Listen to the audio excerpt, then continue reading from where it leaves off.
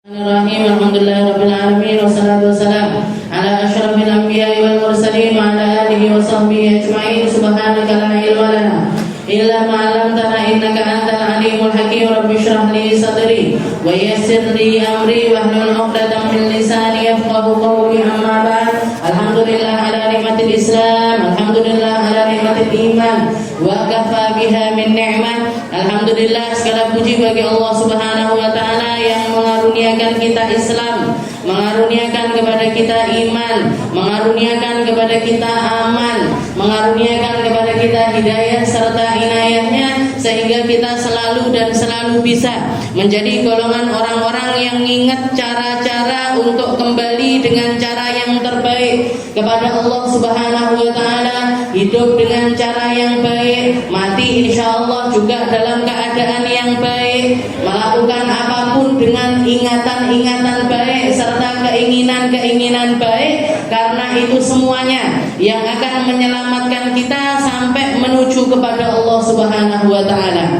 Allah Subhanahu wa taala mengatakan di dalam Al-Qur'an, "Wa la ta'kulu amwalakum bainakum bil batil wa tudlu biha ila al-hukam litakulu fariqan min amwalin nasi bil itsm wa antum la ta'lamun." Allah Subhanahu wa taala mengatakan, wahai segenap hamba, wahai orang-orang yang beriman, janganlah kamu makan harta secara tidak benar. La ta'kulu amwalakum bainakum bil batil. Janganlah kalian itu mengambil harta, memakan harta, melakukan sesuatu pekerjaan dengan cara-cara yang batil, dengan cara-cara yang enggak benar. Wa tudlu biha ilal hukami litakulu fariqam min amwalin nasi bil itsm. Ataupun kamu datang kepada seorang hakim untuk menuntut perkara-perkara duniamu, menuntut perkara-perkara hartamu, sehingga terkabulkan keinginanmu, kamu ngambil harta tersebut karena kamu menang secara naskah, kamu menang secara bukti-bukti, kamu menang secara perkataan-perkataan, sehingga kamu dimenangkan untuk mendapatkan harta tersebut. Padahal kamu tahu persis itu adalah sebuah kesalahan, itu adalah sebuah kedzaliman, wa antum ta'lamun, dan kamu tahu kamu sedang berdosa, dan kamu tahu kamu sedang melakukan kesalahan, dan kamu tahu kamu ngambil haknya orang lain, dan kamu tahu kamu ngambil perkara-perkara dari manusia dengan cara-cara yang tidak benar, dan kamu tahu tidak memperhitungkan bahwasanya nantinya semua akan dipertanggungjawabkan di hadapan Allah Subhanahu wa taala. Para sahabat-sahabatnya Nabi, ketika ayat ini dilantunkan, ketika ayat ini diturunkan kepada Rasulullah sallallahu alaihi wasallam, mereka pulang ke rumah masing-masing, wa tarta'iddu faraisuhu. Sekujur tubuhnya gemeteran, sekujur badannya gemeteran. Mereka langsung pulang ke rumah, memeriksa semua apa yang ada di rumahnya, mana yang mereka dapatkan dengan cara yang tidak benar, langsung dikeluarkan. Iki sendok lek tuku neng endi? Saya dapat uang untuk beli sendok ini dengan cara gimana? Seperti apa? Bener opo enggak? Api opo enggak? Kalau api ditaruh, kalau enggak bagus dikeluarkan. Setiap kali mereka makan, ini makanan halal beneran apa enggak? Ini saya dapatkan dengan cara yang benar apa enggak? Istri saya belanja dengan cara yang benar atau tidak? Kalau enggak benar disingkirkan, kalau benar baru dimakan. Makanya ketika Sayyidina Abu Bakar As-Siddiq, salah seorang pembantunya datang sambil bawa susu, dihidangkan di depan Sayyidina Abu Bakar, diminum sama Sayyidina Abu Bakar. Setelah itu pembantunya ngomong, wahai imam, wahai khalifah, wahai pemimpinnya umat muslim, dongaren, biasanya setiap mau makan, mau minum, nanya dulu ini dari mana, ini kok langsung diminum saja. Baru Sayyidina Abu Bakar sadar, setelah itu nanya, ini kamu dapat dari mana? Ini tadi saya dapat ketika saya belanja di pasar, ketemu sama orang, saya dulunya adalah dukun, ketemu sama orang-orang yang dulu saya dukuni, saya sembuhkan dengan cara-cara dia ngasih sebagai tanda terima kasih, ngasih saya segelas susu ini tadi, lalu saya sidangkan di depanmu. Tidak pakai nanti, tidak pakai besok. Beliau langsung pergi ke kamar mandi, dimuntahkan semua susu yang sudah terlanjur masuk ke kerongkongannya. Sampai dikatakan 2 jarinya beliau dimasukkan ke dalam mulutnya demi untuk membersihkan apa yang ada di mulutnya. Dikumur lagi, dilepeh lagi, dikumur lagi, dilepeh lagi, dikumur lagi, dilepeh lagi, agar jangan sampai ada yang masuk dari perkara-perkara yang syubhat sekalipun. Bukan cuma yang haram yang dihindari, tapi yang syubhat pun juga dihindari. Awake dhewe kan krungu ayat ini biasa-biasa aja. Yo ndak gemeteran, yo ndak dredeg, yo atine ndak piye-piye, yo ndak pengen nanti pulang ke rumah gitu kok aku tuku jande dengan dia. Tuku tekan duit apa? Iki lampu aku tukune kapan? Iki pas aku tukune kapan? Yo ndak, ya ndak meriksa.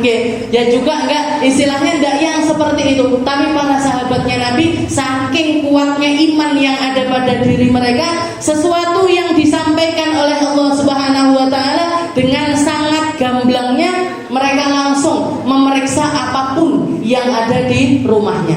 Tapi kalau para sahabat istilahnya badoenya atau perabotannya ndak akeh bu.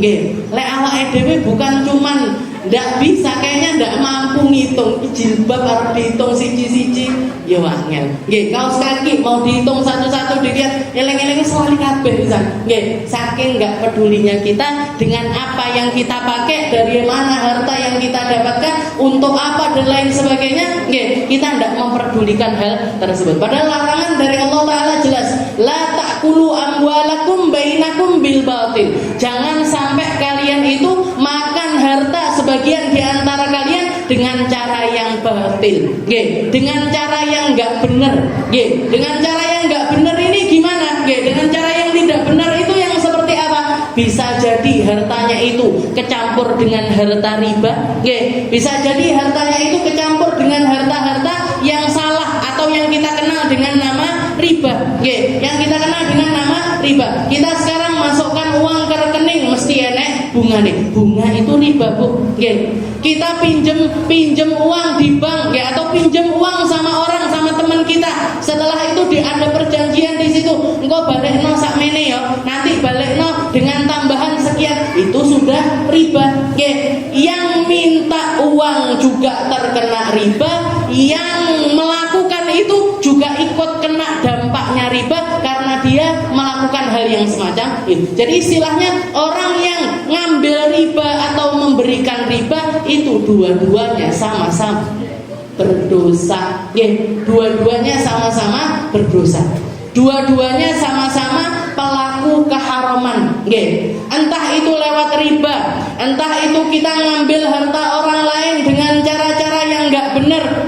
Dan ini bahkan sampai terjadi bukan cuma antara seseorang dengan orang lain, bukan antara seseorang dengan teman kerjanya atau relasi pekerjaannya, tapi bahkan antara saudara dengan saudara yang lainnya. Bapaknya meninggal, ibunya meninggal, langsung rebutan warisan. Langsung rebutan warisan. Yang menang, yang merasa menang, yang dapat paling banyak, padahal dia ngambil harta saudaranya yang lainnya. Yang jadi istilahnya rebutannya dengan cara-cara apa ini adalah cara mendapatkan harta yang benar? Enggak benar bu. Ini yang dimaksud sama Allah Taala, la ta'kulu amwalakum bainakum bil batil. Jangan makan harta orang lain dengan cara-cara yang batil, dengan cara-cara yang enggak benar. Jadi bisa jadi lewat riba, bisa jadi lewat ngambil-ngambil perkara-perkara yang semacam ini, ataupun juga sepertinya bekerja tapi penuh dengan perkara-perkara yang salah di dalam pekerjaan tersebut. Makanya belajar muamalat ini penting. Belajar ilmu tentang muamalah ini adalah suatu keharusan, sebagaimana keharusannya kita untuk mempelajari ilmu-ilmu tentang ibadah. Makanya di dalam fikih para ulama itu mengkategorikan Ilmu fikih itu diporo-poro. Napa diporo-poro? Dibagi-bagi. Nggih, dibagi-bagi. Bab yang pertama, seperempat pertama yang mesti kita pelajari, yang harus wajib bagi kita untuk mempelajarinya adalah ilmu yang kita kenal dengan ilmu ibadah. Nggih, bab ibadah. Carane wudu, carane salat, carane poso, carane haji. Nggih. Kenapa kok diutamakan? Karena yang terpenting dalam kehidupan seorang hamba adalah hubungannya dengan Allah Subhanahu wa taala. Hal yang paling utama bagi kita adalah kita tahu caranya untuk ngibadahi Sang Pencipta kita. Nggih. Jadi kudu bener. Caranya thaharah harus bener, caranya wudu, caranya salat, caranya haji, caranya ngeramut jenazah, nggih, caranya ngeramut jenazah, piye mandikannya, gimana cara mengkafaninya, gimana cara nganterin dengan cara yang benar dan lain sebagainya. Itu namanya bab ibadah. Setelah bab ibadah ini yang sekarang ini kita masuk ke dalamnya, seperempat kedua, yaitu bab muamalah. Piye carane ngutang, gimana caranya transaksi yang benar, mana harta yang pekerjaan-pekerjaan yang saya boleh melakukannya, mana yang enggak boleh, mana yang sah, mana yang enggak sah, mana transaksi yang benar, mana transaksi yang enggak benar. Ini adalah bab muamalah yang mengatur tentang kehidupan kita di dunia. Yang ngatur tentang cara kehidupan kita itu di dunia. Piye carane bagi warisan, gimana caranya bagi warisan sesuai dengan apa yang ditentukan oleh Allah Subhanahu wa taala. Baru setelah itu bab yang ketiga, seperempat yang ketiga, bab nikah, dan yang terakhir adalah bab jinayah, atau hukuman-hukuman bagi orang-orang yang melanggar aturan-aturan syariat. Jadi bab nikah nomor 3. Kenapa kok bab nikah nomor 3? Karena urusan perut itu selalu lebih diutamakan ketimbang urusan pernikahan. Orang nggak nikah masih bisa hidup, tapi kalau orang nggak makan sakit jenengan hidup nggak makan, aku nggak usah mangan, nggak usah ngombe, iso urip, nggak bisa. Dan yang ngatur apa yang masuk ke dalam perut kita itu ada di dalam bab muamalah. Piye transaksi yang benar dan lain sebagainya, itu semuanya diaturkan oleh Allah Subhanahu wa taala. Nabi Muhammad SAW pernah kedatangan dua orang, kedatangan dua orang yang saling bertengkar. Jadi ada dua orang bertengkar di depan Rasulullah SAW.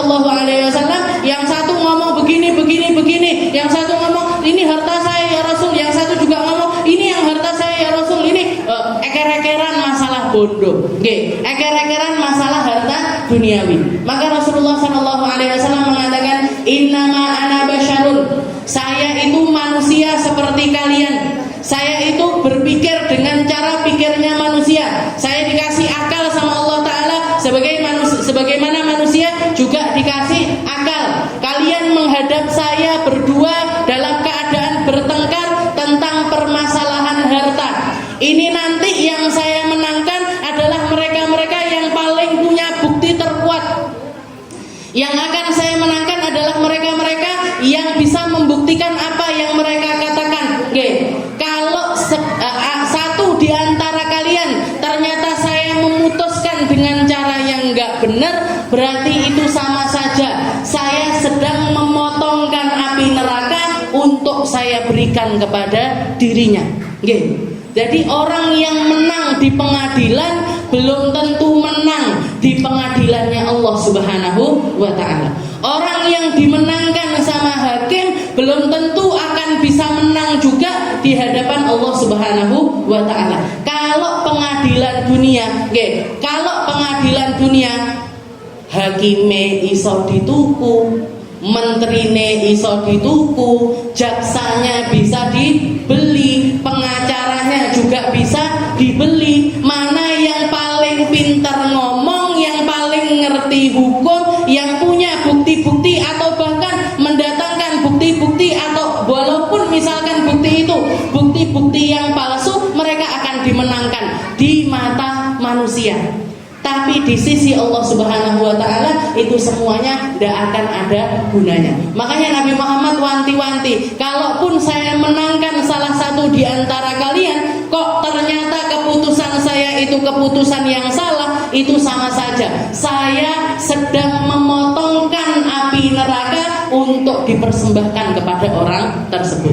Maka nangis, dua orang sahabat ini tadi nangis, berpelukan, setelah itu mengatakan, wes ayo kita damai aja, kita selesaikan masalah harta ini sesuai dengan kesepakatan kita. Setelah itu ridho-ridhonan, habis itu kita ridho-ridhoan saja. Jangan sampai saya nanti dituntut sama Allah Ta'ala di akhirat karena dirimu. Jangan sampai kita cuman bersaudara saja di dunia, tapi di akhirat malah saling tuntut. Jangan sampai salah satu di antara kita diselamatkan sama Allah Ta'ala, sedangkan salah satunya harus masuk ke dalam neraka.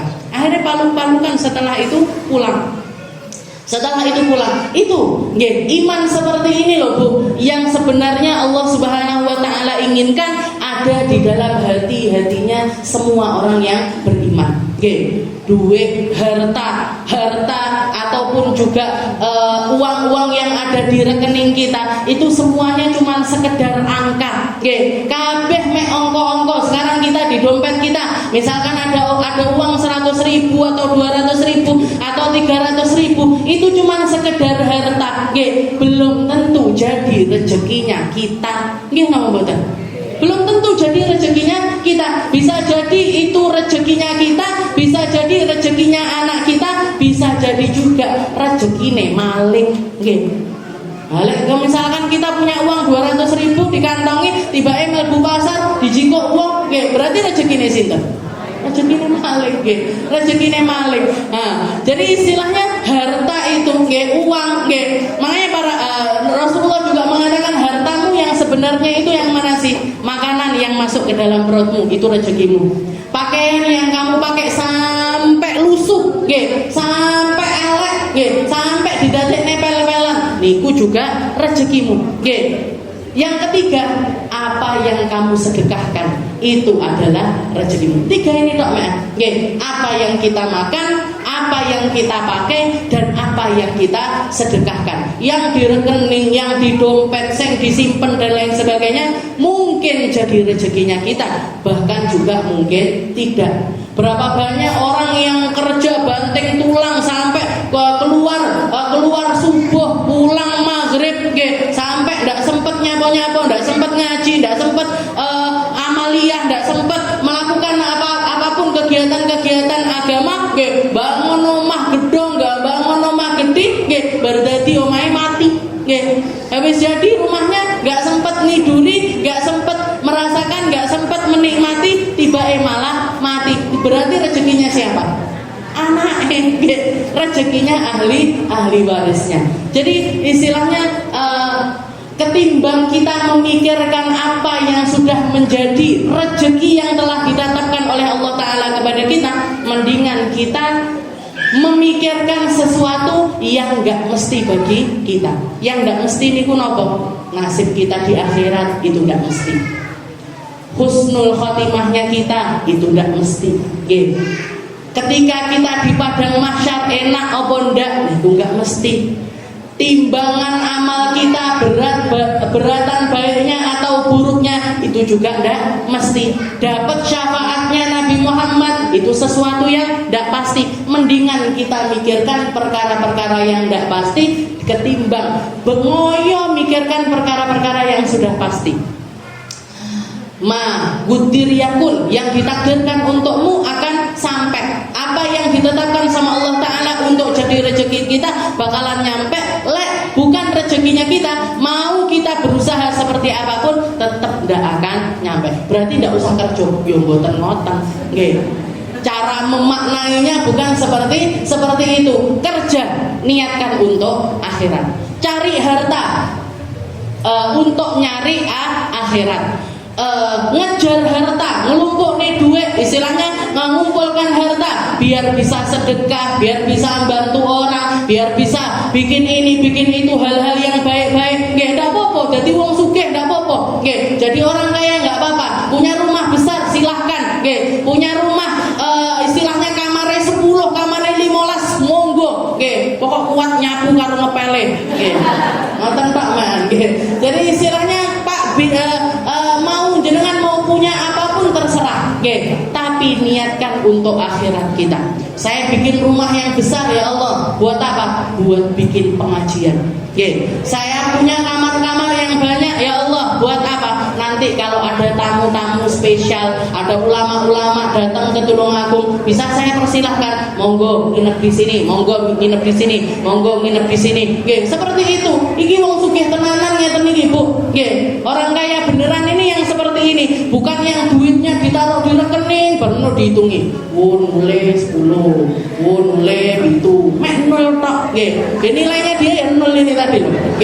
Bangun rumah, bangun jadi sarangnya cecak. Jadi omahnya cecak, jadi omahnya tikus, ndak dipakai, akhirnya rusak, dibenak nih, dicat nih, dicat, dibersihkan ini. Seperti itu. Akhirnya apa yang terjadi sama orang-orang kaya semacam ini? Dia diperbudak sama hartanya sendiri.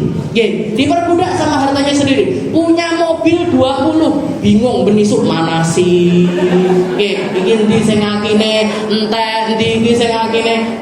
Gitu. Padahal mobil kalau nggak dipakai malah rusak. Mobil kalau nggak dipakai kan malah rusak, nggak dipanasi ini. Jadi benisuk. Sing kalau orang lain bisa ngaji sak jus rong jus, dia manasi mobil. Ya manasi mobil karo ngaji ngoten nggih mboten apa-apa kok. Silakan. Jadi istilahnya seperti itu. Ini. Jadi nyari bab muamalah ini penting karena apa? Karena ini urusannya tentang perut kita. Ini urusannya tentang harta kita. Urusannya sama perkara-perkara keduniaan kita, dan hal-hal yang kaitannya dengan dunia ini juga akan jadi penentu keselamatan kita di sisi Allah Subhanahu wa taala. Jadi istilahnya sama harta ndak usah ngoyo. Jenengan kalau misalkan dapat warisan, orang tuanya meninggal atau kakeknya meninggal, tahu-tahu dapat harta warisan, yo disyukuri. Alhamdulillah, muga-muga iso tinggi modal, muga-muga bisa dipakai ini. Hal-hal yang baik-baik. Hal-hal yang baik-baik. Kalau misalkan dulur-dulure tukaran, ndak usah melok tukaran, ndak usah melok rebutan, nggak usah ikut-ikutan hal-hal yang semacam itu. Kalau bisa ngilingnya yo diiling nih. Nggak ada faedahnya. Kita dulu bersaudara dari kecil makan sak piring, dirawat ibu yang sama, dirawat bapak yang sama. Ternyata setelah ditinggal malah tukaran dewe. Nangis apa mboten wong tuweke niku? Nangis. Jadi istilahnya masalah-masalah seperti ini ayo diselesaikan dengan cara-cara yang benar, diselesaikan dengan cara-cara yang baik. Biar apa? Biar barokahnya tetap ada. Biar barokahnya tetap ada. Guru saya mengatakan harta yang paling tidak berkah itu adalah harta warisan. Harta yang paling tidak barokah itu harta warisan. Kenapa? Karena semua mata tertuju ke situ. Semua yang bahkan yang nggak punya kepentingan pun ikut ngelihat, ikut ngelirik apa neh lek akeh. Apalagi kalau orang kaya, untuk warisan piro kuwi? Untuk tanah piro kuwi? Wah ngoten niku.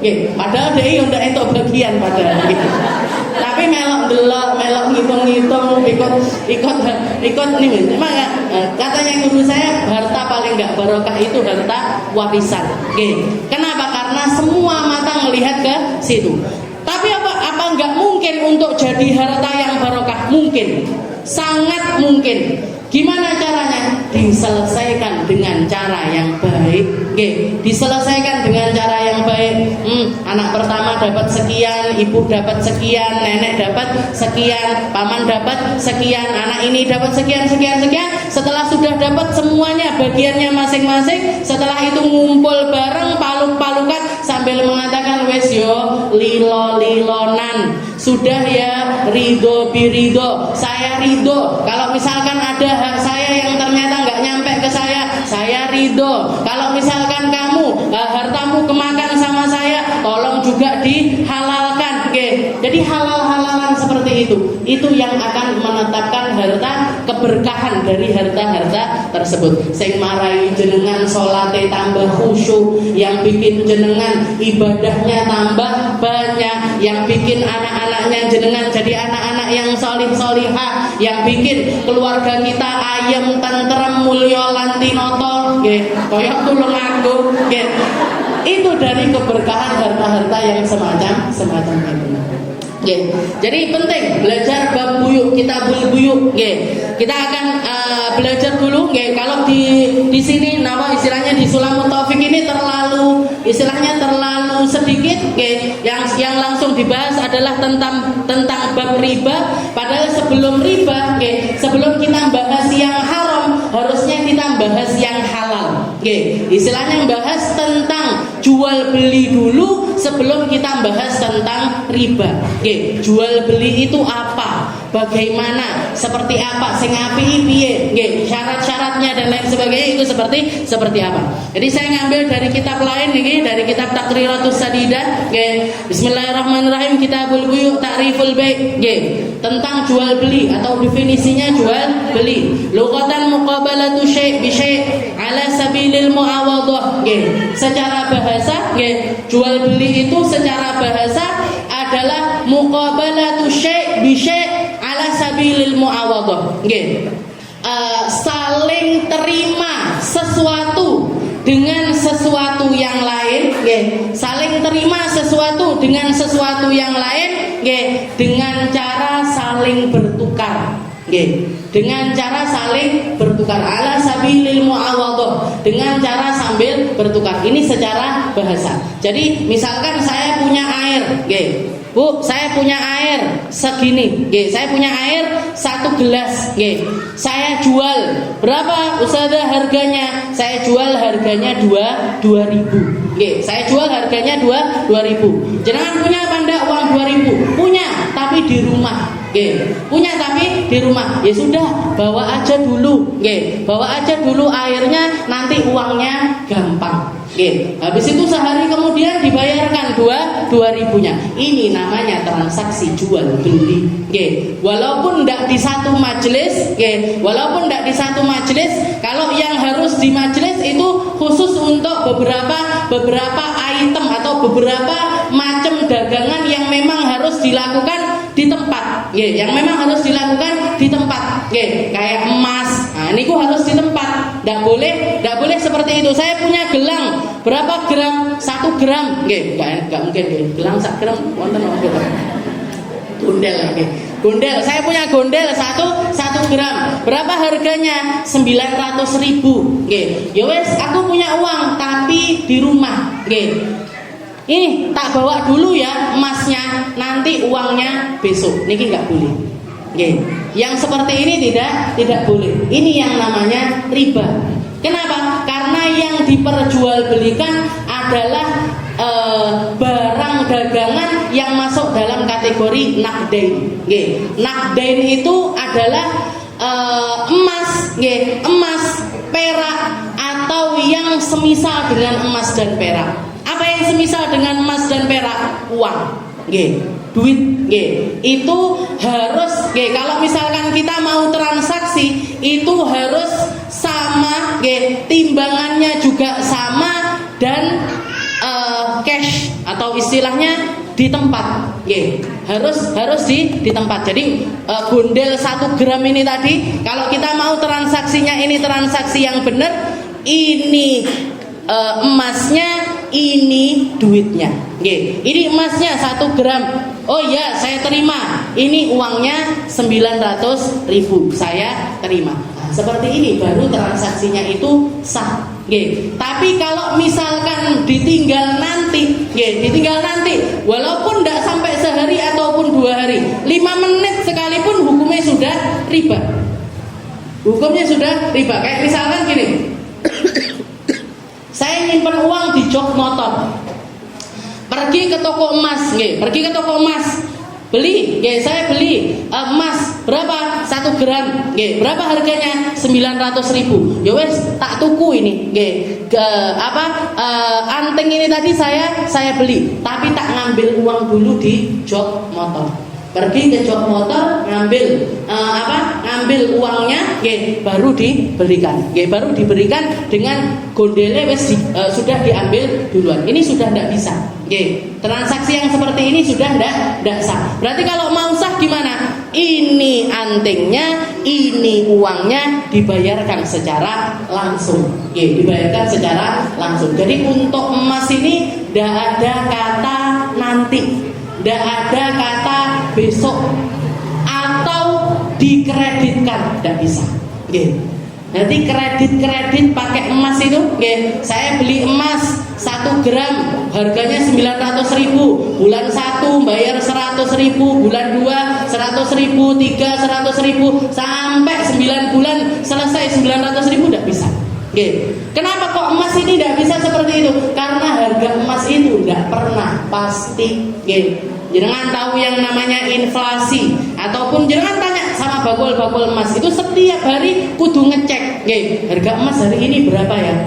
Kadang naik, kadang turun, kadang naik, kadang turun. Ini yang membuat perdagangan emas ini erat kali kaitannya dengan yang namanya riba. Istilahnya kudu ngati-ngati banget, harus sangat berhati-hati, karena di situ tidak boleh ada transaksi nanti, harus cash, harus saat itu juga, harus saat itu juga. Jadi emas, uang, uang juga gitu, uang juga seperti itu. Saya misalkan datang ke bank, tukar uang, berapa tukernya? 1 juta, tolong tukar uang 1 juta saya ini dengan uang 20 ribuan sekian banyak. Setelah itu banknya bilang, tapi ini ada adminnya ya, ada potongannya ya, ada potongannya. Jadi misalkan saya punya uang, kalau di bank biasanya enggak, biasanya di pinggir-pinggir jalan Ibu. Kalau kita tukar uang baru di pinggir-pinggir jalan, kita ngasih 1 juta, dapatnya 900 sekian. 970 atau 950, ada perbedaan angka di situ. Gimana hukumnya? Boten parah. Ini namanya riba. Kalau mau keluar dari riba, sedangkan kita butuh sama uang-uang baru itu gimana? Mau lebaran, pengen bagi-bagikan THR-nya pakai uang-uang baru. Gimana caranya biar halal? Gimana caranya biar benar? Bu, saya tukar 1 juta saya ini, tolong dikasih uang 1 juta juga.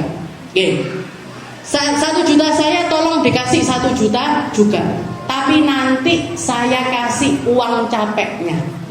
Nanti saya kasih uang capeknya, 30.000, 40.000, capek uang bensin kamu nuker-nuker ke bank dan lain sebagainya. Nah, jadi di luar transaksi keuangan ini kita kasih bonus yang lainnya, itu boleh. Dan tidak boleh ditentukan, tapi tetap tidak boleh ditentukan, tapi karena kalau ditentukan itu namanya juga riba. Kullu naf'in jarrada bihi, kullu bai'in jarrada bihi naf'u fahuwa riba. Semua transaksi yang salah satunya ini diuntungkan secara lebih, itu semuanya adalah riba. Semua transaksi keuangan, kok salah satunya harus merugi, salah satunya dapat untung, maka di sini ada yang namanya riba. Di sini semuanya ada yang namanya riba. Makanya tidak boleh.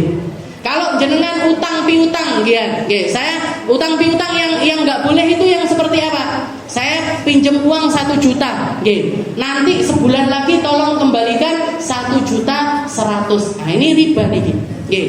Tapi kalau misalkan saya minjem saya utang 1 juta, oh iya, ini tak kasih 1 juta. Setelah 1 bulan kemudian jenengan kembalikan uang 1 juta plus rambak 2 kilo. Jadi kembalikan uang 1 juta ditambahi dengan rambak 2 kilo. Ini rambaknya apa riba? Boten, ini hadiah. Dan yang seperti ini dianjurkan oleh Rasulullah Sallallahu Alaihi Wasallam. Dianjurkan sama Nabi. Jadi kita untuk terima kasih, uang terima kasih, istilahnya seperti itu, atau hadiah sebagai bentuk terima kasihnya kita karena kita dibantu, lagi kepepet, butuh dan lain sebagainya, ada orang minjemin uang 1 juta. Kita yang tahu diri ini tadinya, ini 1 jutanya, ini hadiahnya. Silahkan. Mau itu bentuknya barang, mau itu bentuknya uang, nggih, boten masalah. Nggih. Kenapa? Karena di sini tidak diakatkan dari awal. Yang bikin haram itu gimana? Kalau diakatkan dari awal. Nggih, kalau diakatkan dari awal. Kalau kamu mengembalikan 1 bulan lagi, bungane 1.000. Kalau 2 bulan 1.000 tambah 50.000. 3 bulan tambah tikal sampai nggak terhitung. Nah, ini yang namanya rentenir. Ini yang namanya transaksi yang nggak benar. Ini transaksi yang tidak benar. Jadi secara bahasa sebenarnya jual beli itu ya seperti jual beli yang sekarang ini kita tahu. Kita bayar satu barang, setelah itu kita dapat barangnya. Itu namanya adalah jual beli. Mau pakai uang ataupun tidak pakai uang, namanya juga tetap transaksi jual beli. Kudungmu kok apik, Bu? Kudungnya jenengan kok bagus. Saya pengen juga dong. Saya pengen dong. Oh siki aku sudah milik, aku sudah tidak senang. Aku malah senang jilbabmu. Ini joli-jolan ya. Gimana ini tuh hukumnya? Boleh aja. Ya ini namanya termasuk transaksi jual beli tapi secara bahasa. Secara bahasa. Kalau secara syariat lebih spesifik lagi atau istilahnya ada aturan-aturan yang lebih.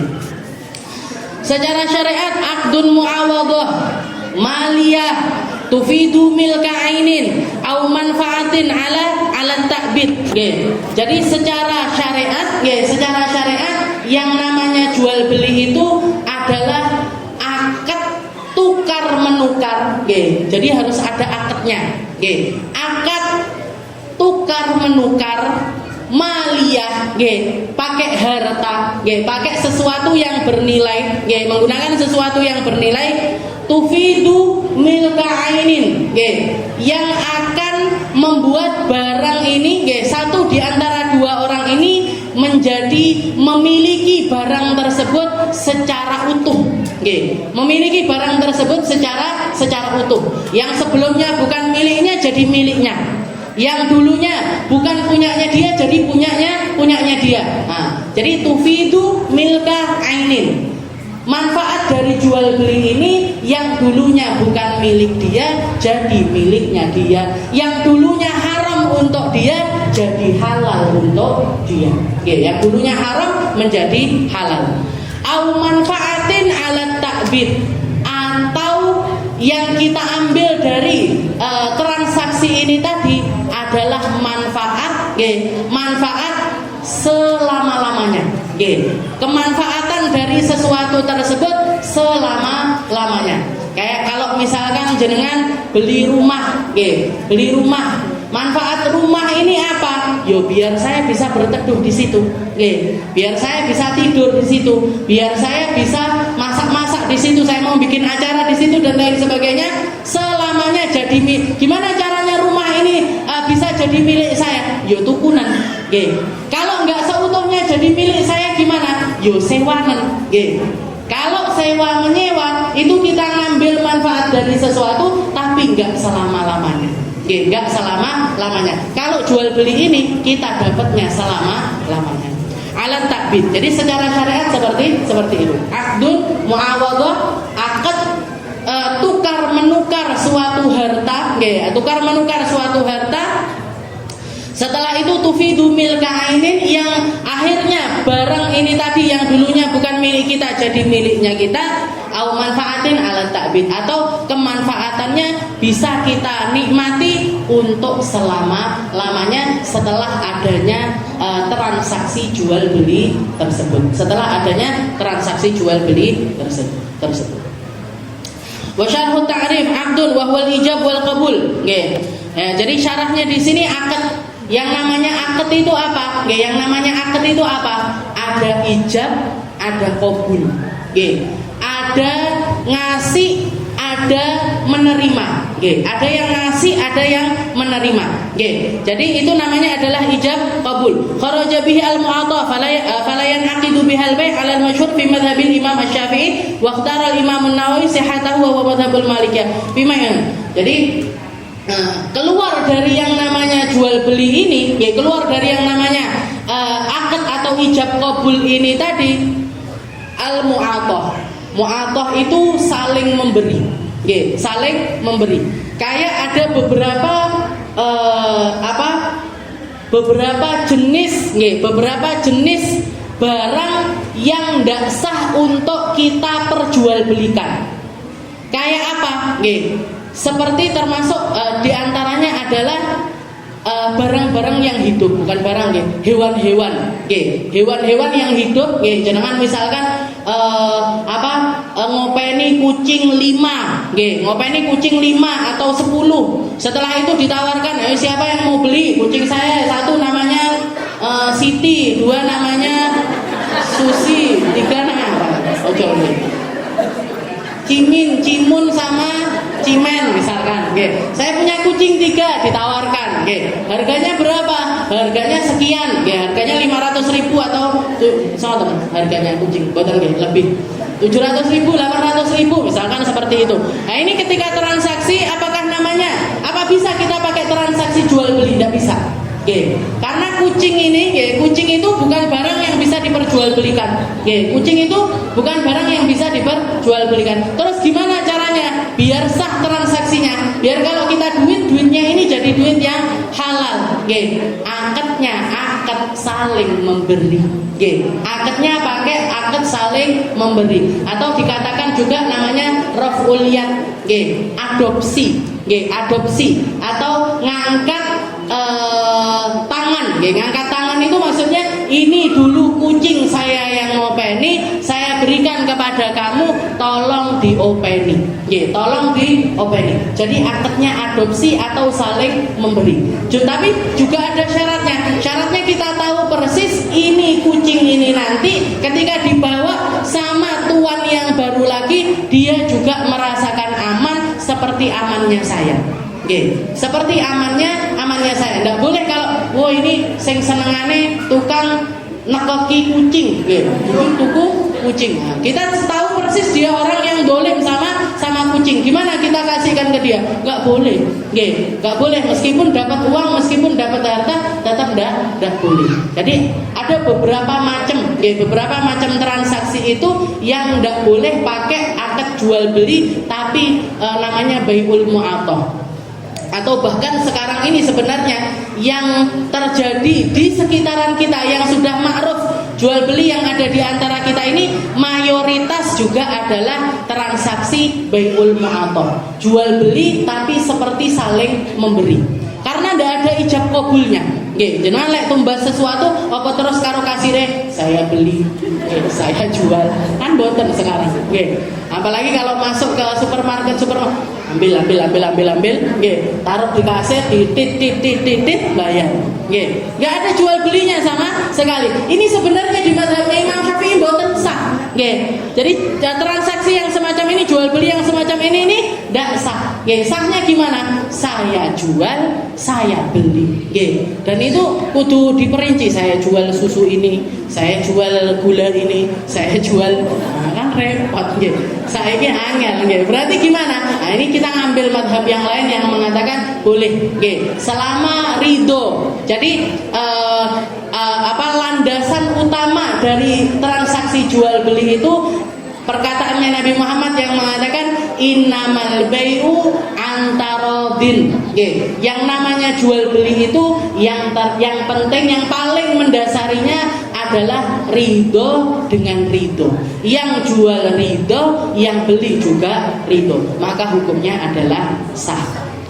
Tapi asal hukumnya harusnya ada yang namanya ijab qabul. Makanya ada beberapa orang, saya pernah ketemu beberapa orang Banjar ini yang masih banyak menerapkan ini, orang-orang Banjar asli. Kalau mau beli apa-apa, terakhir itu mesti bilang saya beli saya ikam pokoknya saya beli. Terus kita jawab dengan, jadi kalau jenengan jualan terus ada orang mengatakan saya beli ya Bu, jenengan jawab saya jual ya Bu, karena berarti orang ini orang-orang yang sangat berhati-hati di dalam transaksinya. Karena di mazhabnya Imam Syafi'i sebenarnya boten sah. Jual beli tanpa sighah jual beli tanpa ijab kabul itu tidak sah. Tapi karena sudah menjadi sesuatu yang umum, menjadi sesuatu yang ma'ruf di antara kita, di antara semua orang, maka dianggap sah oleh para ulama. Para jabil hibah li'anna al-mu'awadah takun minal janibain minal mushtari ats-tsaman wa minal bai' al-muthmin. Fa hadha 'iwadun hadha bi khilafil hibah fa innaha min tarafin wahid. Insyaallah kita lanjutkan di pertemuan yang selanjutnya masih tentang jual beli. Oke, masih tentang jual beli. Mana jual beli yang benar dan mana jual beli yang tidak benar kita bahas secara detail agar harta kita semakin berkah, agar kerjaannya kita juga membawa berkah, agar semua hal yang masuk ke dalam rumah kita itu menjadi sesuatu yang benar-benar halal, ya benar-benar halal, benar-benar thayyib untuk memperbaiki semua hal yang ada di dalam kehidupan kita, bukan cuma dunia kita tapi juga sampai akhirat kita. Ala hadhihi niyyah wa ala niyatin salihah wa ila hadratin Nabi Muhammad sallallahu alaihi wasallam bisirril Fatihah.